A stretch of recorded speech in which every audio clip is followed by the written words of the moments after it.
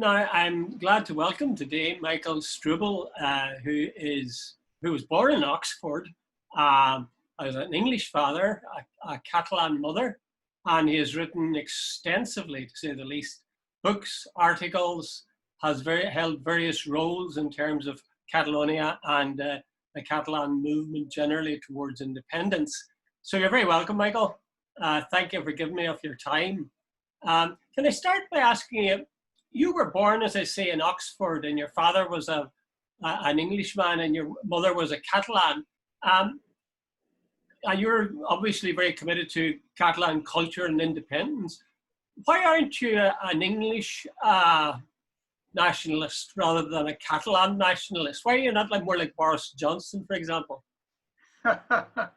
Let's say I feel much closer to Welsh nationalists or Scottish nationalists than to anything that smells of Johnson, quite honestly. Why? Well, may I answer referring to my father. My father came to live in Catalonia when he was in his 30s. And then when he retired, he came back. And he was also very firmly committed to, well, basically human rights, democratic values that he could see, as I can see, are just not being complied with in Catalonia by Spain at all. Let me just start with some basics. The Catalan language, how different is it from Spanish? Well, in fact, it's closest to the Occitan language, which is in a very steep decline. It's amazing to find Spaniards who live in Catalonia and claim not to understand Catalan. And it's pretty hard to find Catalans who've been through schools and don't have a good command of Spanish. So they are sister languages of the Romance family. I was asked in Portugal where I had studied Portuguese, but I've never studied Portuguese. I can get by in Italian, having studied there for 2 months. I'm not exceptional, I'm not a linguist, but that's just to say that this range of Romance languages in southwest of Europe is not unique in language families, but it's very convenient, say, for anyone wanting to learn one of the languages from another of the languages. Right. So if I was walking down the street in Barcelona and I ran into the average man in the street, would he be likely to use Catalan or Spanish? I think as a result of the very heavy migration into Catalonia from southern Spain, central Spain, the 50s, 60s and 70s with fairly high birth rates, right now the large cities are large because of the arrival of these migrants. So it would be more likely that someone in Barcelona would start a conversation with you in Spanish, be it because their own language is Spanish, which is probably the majority, be it because the moment a Catalan speaker thinks that someone is foreign, they tend to switch to Spanish to say hello, even if they're not understood at all. So what percentage of the Catalan people would use Catalan as their first language? Around about 40–45%. Not many, yeah. And a further 30% can probably use it fairly fluently in their everyday lives. Was there a time, to move to the bigger question for a moment, was there a time in history when Catalonia was an independent political unit, as distinct from Spain? As distinct from Castile, we would have to say, because what's the difference between Castile and, if you could explain for me the difference between Castile and Spain? Okay, let's say Castile is the England of the British Isles, let me say. Portugal would be the Republic of Ireland, and Catalonia would be Wales or Scotland in that sense. Obviously, in the medieval times, monarchs tended to have empires in which there was varying degrees of home rule. And Catalonia, as it was gradually united into Aragon and then invaded, and after losing the War of Spanish Succession, becoming united with the Kingdom of Castile, which was much larger, much more powerful, had been responsible for the conquest of much of America at that time, and had, let's say, had been taken over as the, let's say, Spanish identity for the whole of the Iberian Peninsula, in very much the same way as English was taken for granted as being the language and culture for the whole of Great Britain or United Kingdom, much to the frustration of several million people in each case. Yeah, I could just jump back again. I left the Catalan language there. How important do you see the Catalan language in terms of the Catalan identity? Well, Patrick Pearse, one of the great Irish patriots, said that Chirgan Changa, Chirgan Anam, that's Irish for a country without a language is a country without a soul. Is Catalan, speaking of Catalan, very important to you, would you say? I think to us, rather than to me personally, I think everyone would agree. I mean, if someone bumps into me and says, I'm Catalan, but I can't speak the language, I would look askance. I mean, I would wonder about their deep identity. Obviously, we're talking about multiple, often overlapping identities, and there are lots of surveys which try and find out to what extent people have Catalan identity or Spanish identity or various mixtures. But on whatever criterion, the Catalan language, the use of the Catalan language is a very important element in Catalan identity, no question. Why is it? Why is it? What is it about speaking Catalan rather than Spanish? I mean, again, if I make a comparison with Ireland, there are quite a lot of people who would say exactly what Patrick Pearse said, that it's central to the Irish identity. But there are a lot of people who would be consider themselves very Irish, but who don't have a grasp of the Irish language. Could you say a few more words about why you see language is so bound up with national identity? Jude, I take your point about Ireland, but if I was Danish, you wouldn't be asking me that question. If I was Portuguese, you wouldn't be asking that question, and so on. In other words, the question of whether you have an independent state or not, the question of whether the state you're in is widely regarded as being contrary to the survival of the Catalan people is a crucial issue. So I repeat, if I were Danish, you wouldn't have asked me that question. In the sense we don't really like to identify with minority cultures or nations without a state that don't have their own language and culture. Mm-hmm. Is it, incidentally, just briefly, is it a kind of a bulwark against Spain, a differentiating feature? Sometimes countries identify themselves by what they're not as well as what they are.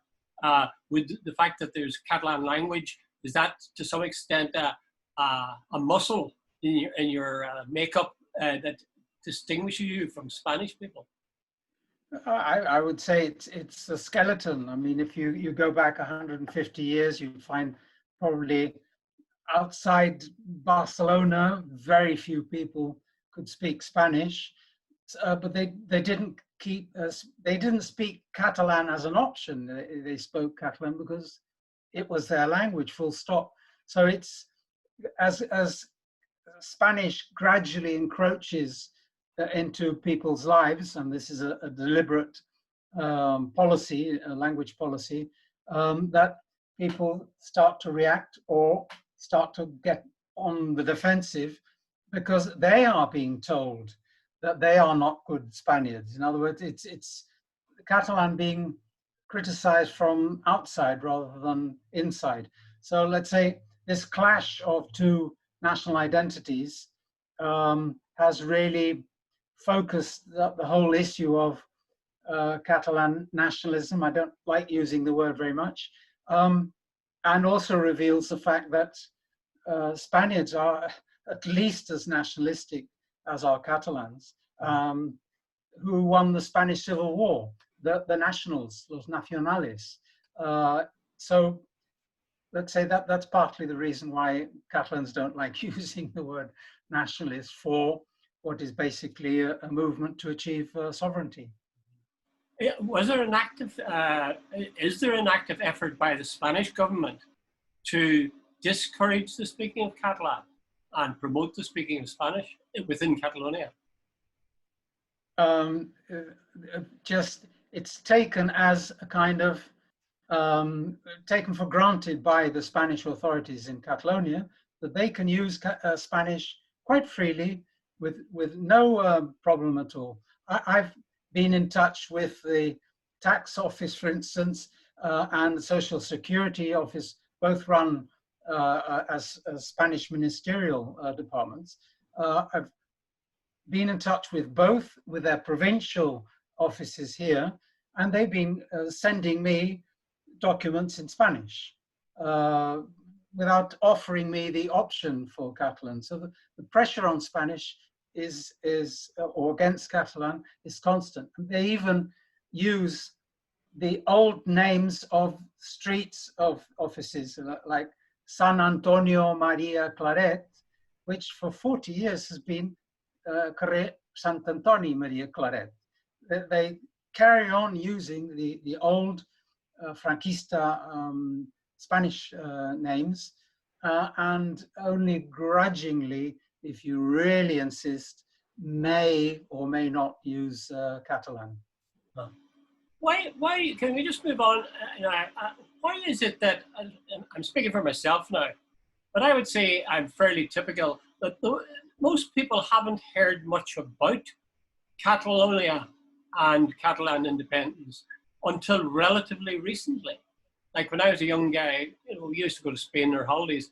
I didn't even know Catalonia existed really, apart from knowing George Orwell's famous homage to Catalonia. Why is that? Is that because the world is ignorant, or is it because Catalans haven't been vocal enough in impressing on people that they're different? I think there are a number of factors.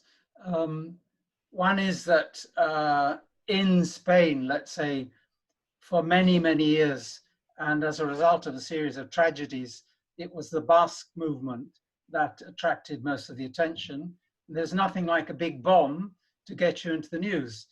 Catalans have very deliberately blocked that option out.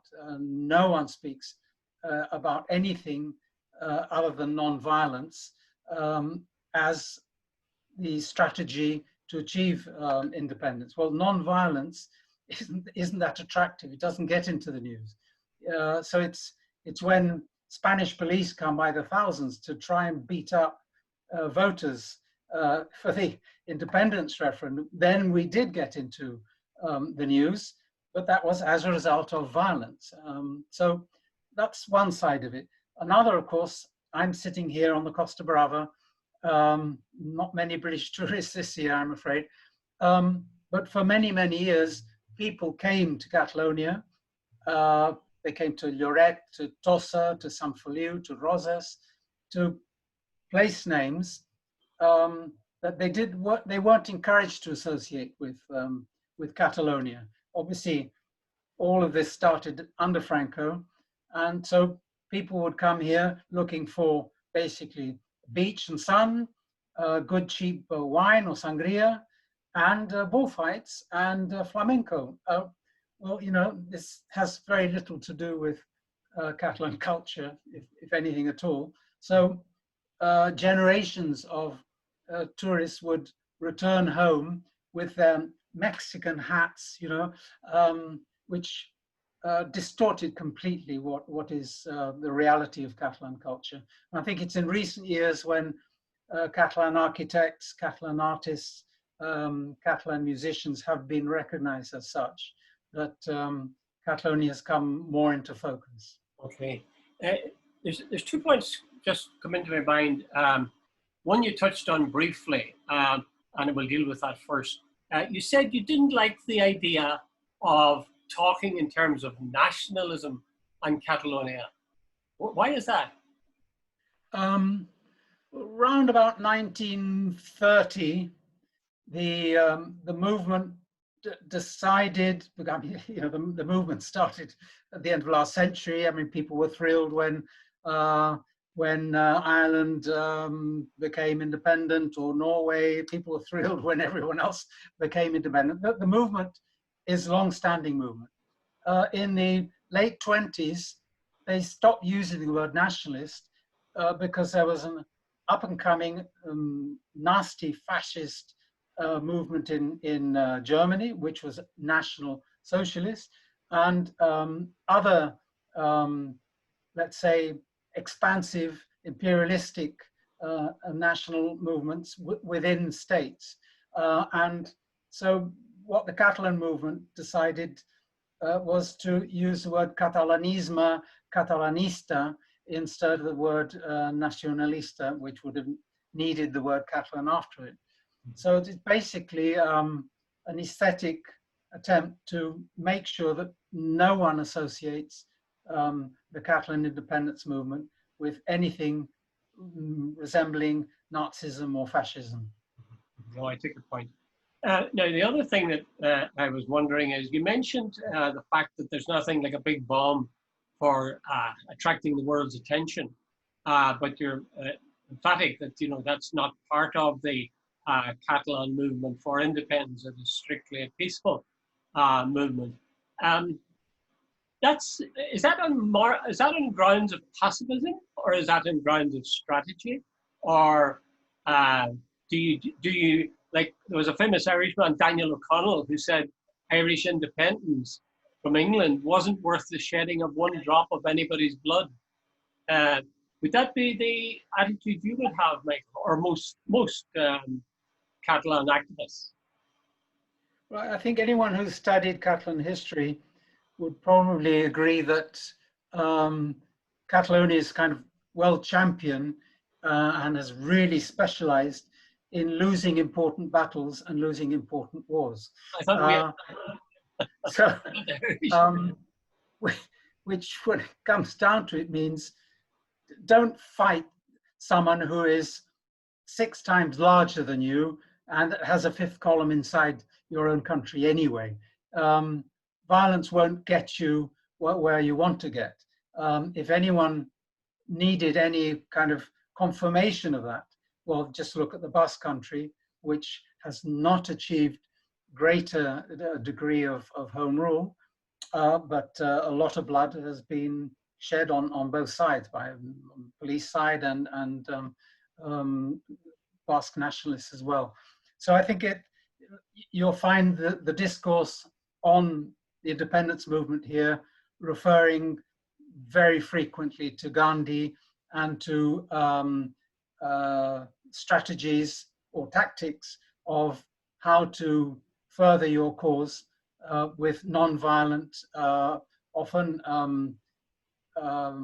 opposition to the authorities, but so perhaps breaking the law, but certainly not with any intent to cause damage or bloodshed. Do you think, Michael, in the long term, that peaceful approach will be successful? Because most countries, if you think about it, throughout the world, from America to Ireland, India, no, not India, but, you know, most countries who achieve their independence from an imperial or an empire do so by force of arms. Now, this is very regrettable, perhaps, but it does seem to be the rule. If we even take our situation in Ireland here, we had 30 years of armed conflict before we moved to the stage we're now at, where we're hoping that we'll have Irish unity through peaceful means. That's a very good point. If you do look at the list of independent countries, you'll find not a few who became independent as a result of a referendum. In other words, as a result of a more or less peaceful process. And if you look at Eastern Europe, within the European Union, you'll find that most of these countries became independent as a result of a referendum, an independence referendum, which was sometimes contested by the nation state, and often there was bloodshed as a result, but they were certainly not violent movements as such. You say in the long term, I said, no, in the short or medium term, Catalonia has to become independent because it will disappear. It can't compete without the powers of an independent country in a highly globalized world with extremely competitive industries. We just aren't being given the resources which have been removed from us to build the infrastructures that are needed to be able to compete. And if you look at the tradition of Castilian, or let's say Spanish society, you'll find that the main reason or the main backing for the economy has been extractive, not productive. In other words, they've been thinking of taxes, thinking of invading, thinking of ransacking hoards of silver and gold from wherever, rather than actually building industries and creating wealth themselves. That is the Catalan or Basque, I mean, this is not unique at all, way of looking at the economy. And the current political setup just doesn't let Catalonia organize and design its own policies to achieve that. So us, yep. Attack on the language, attack on the culture, a very large number of non-Spanish migrants into Catalonia who are being pushed into learning Spanish, and therefore making the task of recovering the language, the Catalan language, even more difficult. We were really disappointed in 2017, at the time of the referendum, because the European Union and its institutions let down, as I say, a highly democratic, peaceful, non-violent movement, which had allowed everyone to vote on the 1st of October. Everyone who wanted to vote, even in spite of the police repression, did so, and the result was conclusive. Now, the EU let us down then. You can see why the EU did that, why it was negative towards that referendum, because the whole notion of the EU is for closer integration.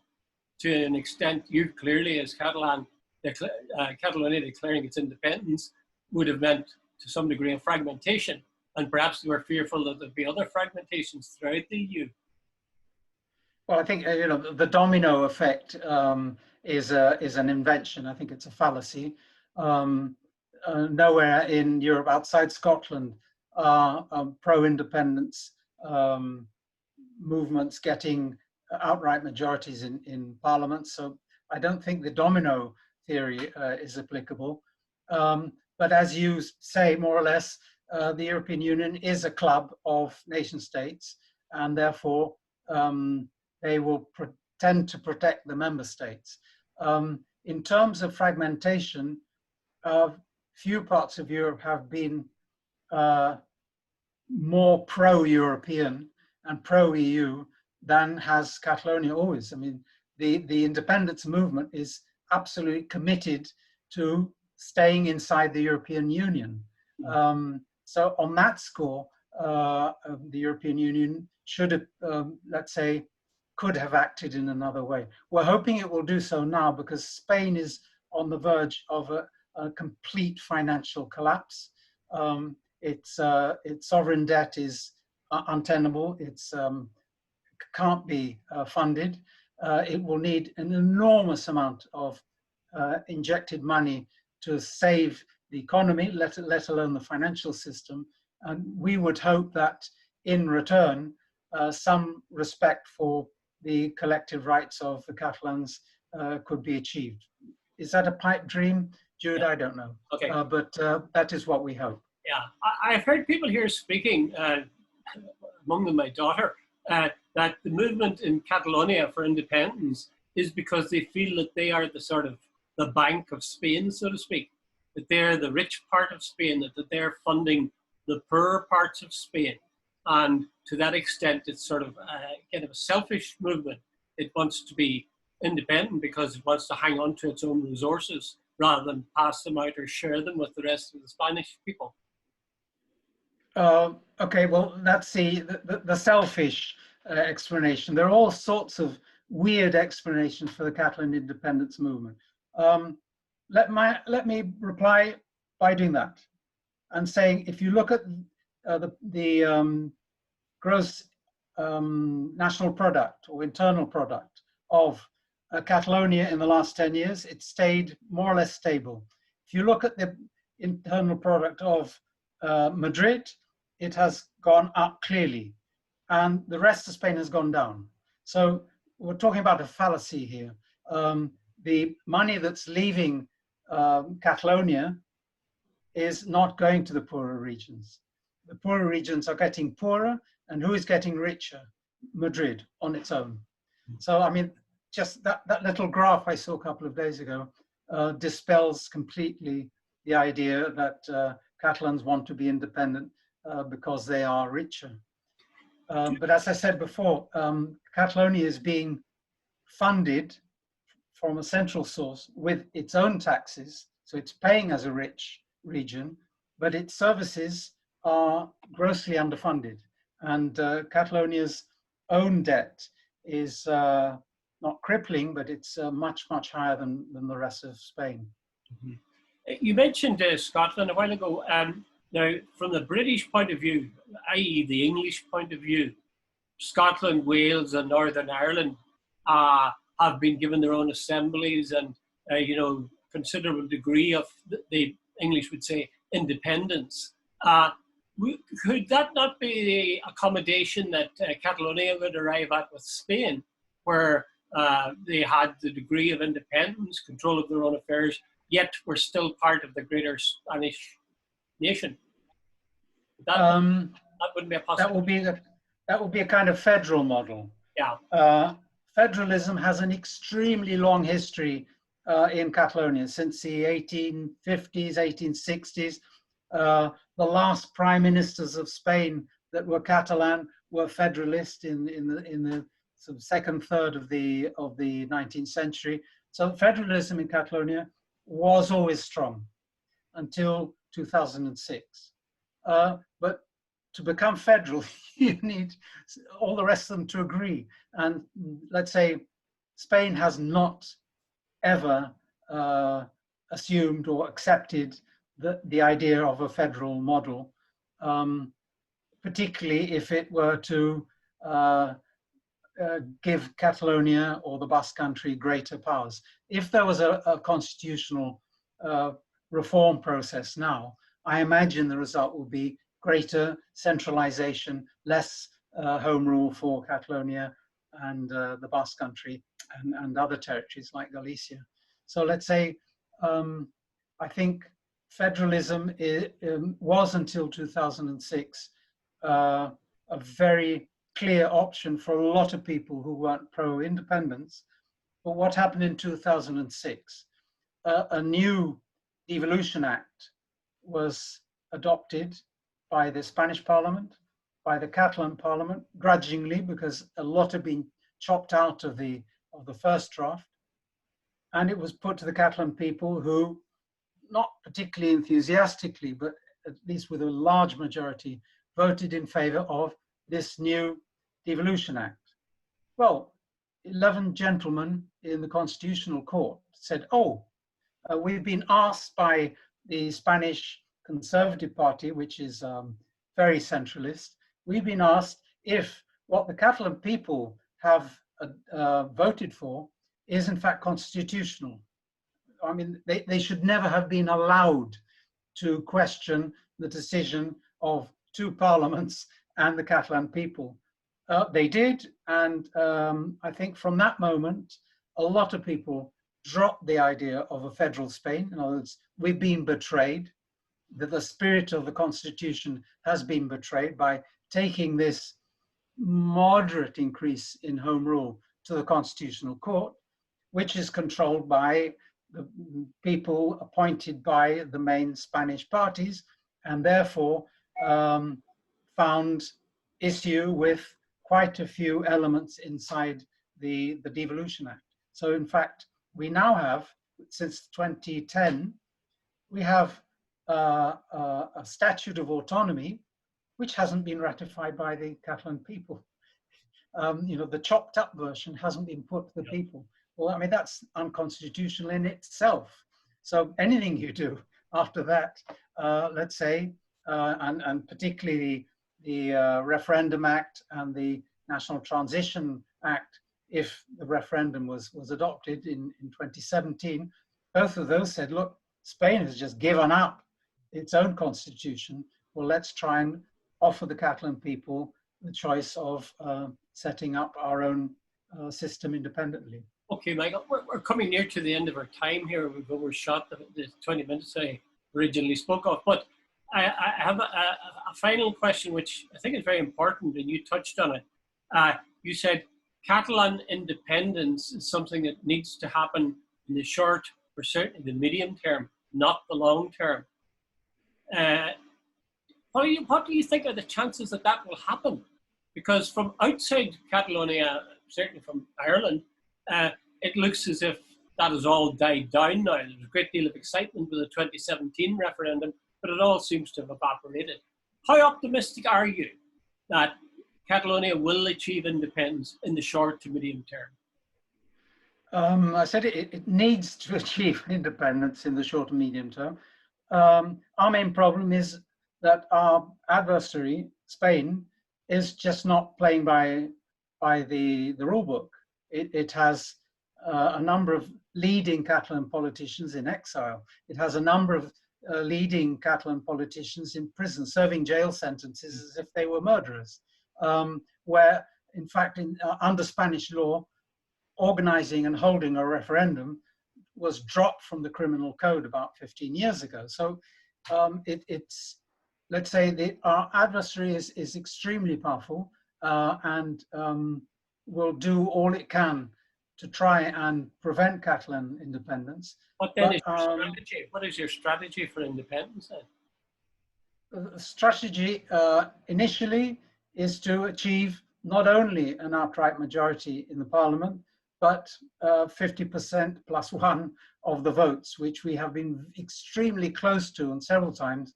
But diplomats from other countries that I know say, unless you have 50% plus one, no one will really talk to you. So, sorry, Michael, just explain 50% plus one in a referendum, or 50% plus one within the Catalan parliament or assembly? Well, we know what Spain thinks about referendums. It will beat up and injure 1,000 people if need be to prevent a referendum being held. It will never agree to a referendum, as far as we can see, and given Spanish public opinion, far less. So we're talking about elections. We need election results where there is a clear majority of the electorate, or let's say of the voters, that are in favor of the more than one party that aspires to independence. This is unlike Scotland, where coming from a first past the post electoral system, there's only one, basically only one national party. Yeah. In Catalonia, there are three, and prospects of 4 or 5 right now. So our main challenge, in fact, is knocking their heads together from grassroots levels to make sure that the electoral programs are clear, and that we only have let's say the only parties that do stand will be parties that have the option to contribute to a majority. Some of the smaller parties will probably not get in, but had their voters voted for one of the major parties, then perhaps we would have achieved, or we would achieve more MPs in the parliament. How optimistic are you on a scale of 1 to 10, how optimistic are you that that'll happen inside the next 10 years, say, or 5? I have to say 8, because my doctors are making life a bit miserable for me. So let's say, call it 8 out of 10. And when we do, I'll invite you to a good bottle of Catalan wine. I can't wait. Thank you very much, Michael. That's been most informative. I could talk to you for another hour, but I think we're out of time. Thank you very much.